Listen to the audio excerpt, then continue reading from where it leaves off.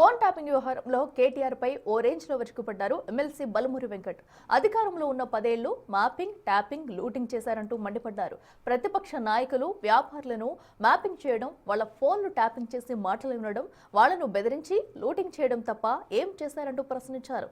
ఈ వ్యవహారాలు బయటకు రావడం వల్లే ఇప్పుడు సిట్ విచారణలు ఎదుర్కోవాల్సి వస్తుందన్నారు. అయినా ఇంకా అటెన్షన్, డైవర్షన్ అని ఏదో 4 ప్రాసలు రాసుకొచ్చి కేటీఆర్ మాట్లాడుతున్నారంటూ మండిపడ్డారు. ట్యాపింగ్ కేసు డొల్లా అయితే వారెందుకు రోడ్ల మీదకు వచ్చి లొల్లి చేస్తున్నారంటూ ప్రశ్నించారు. మీ తీగలాగితే డొంక కదలడంతో హడావుడి చేస్తున్నారన్నారు.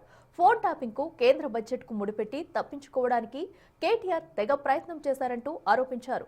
వీళ్ల డైవర్షన్ పాలిటిక్స్, డర్టీ స్పీచ్ల గురించి తెలంగాణ ప్రజలకు బాగా తెలుసన్నారు. సిట్ విచారణతో బండారం బయటపడుతుందన్నారు. 10 ఏళ్లు మీరు అధికారంలో ఉన్నప్పుడు సిగ్గు శరం లేకుండా ప్రజలకి మెరుగైన పరిపాలన అందించడాన్ని పక్కన పెట్టి మీ వ్యవహారం అంతా కూడా మ్యాపింగ్, ట్యాపింగ్, లూటింగ్, ఎవరికి ఏం బిజినెస్లు ఉన్నాయి, ఎవరికి ఏం వ్యాపారాలు ఉన్నాయి, ఏ ప్రతిపక్ష నాయకులు ఏ రకంగా ఇబ్బంది పెట్టవచ్చని మ్యాపింగ్ చేసుకొని దాని తర్వాత అడ్డగోలుగా 2 వ్యక్తులు మాట్లాడుకునే సంభాషణను విని ఫోన్ ట్యాపింగ్ ద్వారా వాళ్ళ సంభాషణను విని దాని తర్వాత దాన్ని మీ దగ్గర అస్త్రంగా మర్చుకొని అస్త్రంగా పెట్టుకొని వాళ్ళని లూటింగ్ 10 ఏళ్ల మీ పరిపాలనలో మ్యాపింగ్, ట్యాపింగ్, లూటింగ్ అనే విధంగా మీ పరిపాలన కొనసాగింది.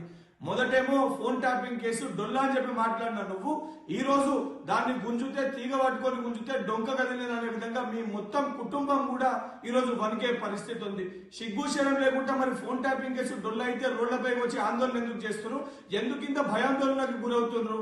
దీన్ని ఈ రోజు నేను తప్పించుకోనికి కేసీఆర్ గారు మీరంతా కూడా కేంద్ర బడ్జెట్ ని అడ్డం పెట్టుకొని ఈ యొక్క వ్యవహారం నుంచి తప్పించుకునే ప్రయత్నం చేస్తున్నారు.